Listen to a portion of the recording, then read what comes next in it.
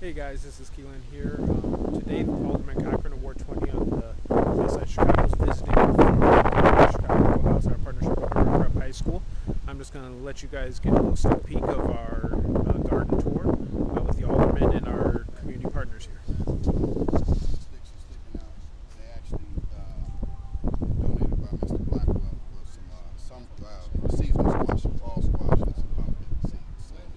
So they didn't make it, I guess, because of Yeah, the freeze. season. Yeah. So part of what we're doing as the weather gets cold is replanting for the spring. Where Mr. Blackwell has brought in the rain barrels. The students come out and finish the irrigation lines and so forth that are connected to the rain barrels, because that was the key problem in terms of really getting the harvest and getting the development we wanted, was to get enough water. Last year, we had something along this fence. Yeah, actually, well, this one actually, at one point in time, a couple of years ago, the neighbor next door wanted this as a flower bed, but I don't think he was able to really maintain it. So when we came out and cleared it a couple weeks ago while we were harvesting, it literally was overrun by weeds. So we just took down the weeds. We still probably leave that edge where the logs and blocks are dedicated to his space, and let him get first call on what he wants to do, since he's kind of been a neighbor sharing with us. And then everything this side, south of the logs, would be our project. Okay. All right. Well, fellas, what did you think about your experience being farmed? Gentlemen, yeah, please come. Hey. And before I say anything, forgive me for doing all the talking, because I wanted to delegate my students to do more talking for themselves, because they did the work. Well, I believe it was a good thing to do, because I like giving back. I believe this was our way of not only giving back to different communities that need food, but also giving back to our brother was killed. Because this is not only just a garden to harvest, to give back to people in need. It's just it's also a garden to memorialize Mr. Hoare. Okay, good. I'm glad you all keeping him in your thoughts, And I believe family, it and his was prayer. also a learning experience for all of us as young men growing up. Never having done anything like this, right? Most of us. Yeah. It was real interesting because we from the inner city, so we don't usually get to farm or nothing like that, or work with plants and anything. So it was good just to learn how to work with this stuff. Okay. I have a large farm over at 57th and Perry. I don't know if you've been over there before. The reason for that is to grow locally. So many people and places, restaurants, families are looking to get food straight from the ground whenever they can, as quickly as they can. I mean, one of the benefits of doing that is more nourishing. You don't put pesticides on it that people are questioning, and then also when you grow at a larger amount, then that keeps the emissions down from the traveling in trucks and others, from the transportation to warm climates to the Chicagoland area.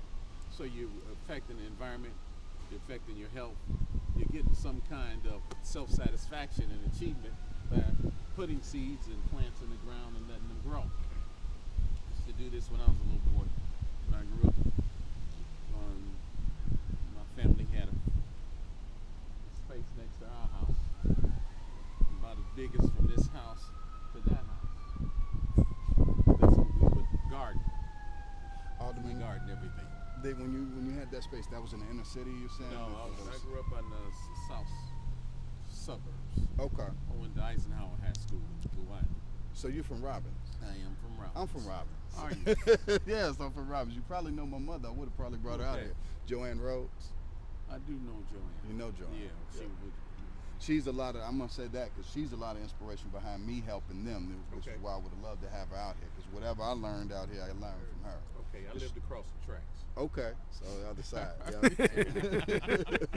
But yeah, so I have to let her, I don't know if she knew you. Well, you know her, so I know she knows you from Robbins, but I didn't know you from Robbins. Right. But, no, I'm saying that to on. Secondly, when we see in our neighborhood, I'm looking at, okay, we have a college-bound high school, And a college-bound high school shouldn't have to look out and see reminders of what I'm trying to get away from. You shouldn't be having to look at 6-foot weeds and property unmanned and unmaintained, so they get to learn to take some ownership of what's right there in their vision. You know, so take something to make something out of it. And another point of life, it not only goes on life, it's also what you make. So if you take responsibility, you take charge of it and say, okay, you know what, until I'm told otherwise, I want to make what I have to walk out and see the best I can make. You know, that was another core that I was trying to get It's across. not easy keeping a garden in order. Right. Something that I typically do is authorize people 3 years Right. in a site to see how they are able to maintain it and if they are serious about it, because garden failures are very high. And rather than tying land up Right. and giving it to a false stream and hope, we try to see what kind of progress that people make on these gardens. We love the idea of taking this empty land and putting it into productive use and creating food for other people. Absolutely. So glad to see that you guys will get this experience. You'll be seeing more and more of it, and I'll tell you, one of these days the climate is changing a lot. You hear about hurricanes coming in from the western side of Mexico.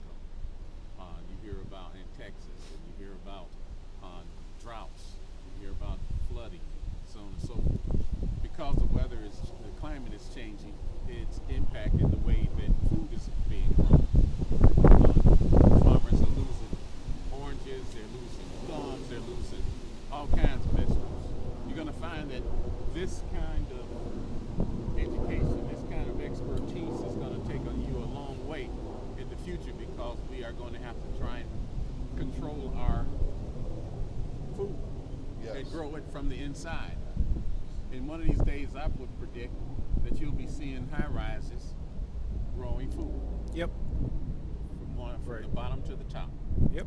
Vertical farming. Yep. And what you get with that, you get 24-hour growth. We get sun here for a few hours, and then the nighttime comes and the UV rays that make the plants grow are not available. But when you grow inside, you have that artificial lighting, and you will also have windows that will give you the same kind of direct UV rays that the sun will give you. You'll find more and more of that in the future. So look into this. It could be something that could turn out to be very wholesome for you, a career.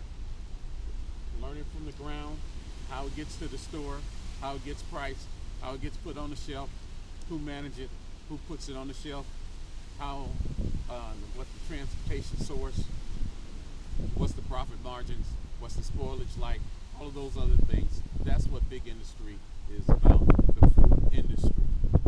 That we go to the grocery stores and eat $500 billion. How much of that can you all get? So, Absolutely. remember that. One way or another, all right? Mr. Let's Alderman. get inside, man. It's Yes, cold indeed. out. Yeah.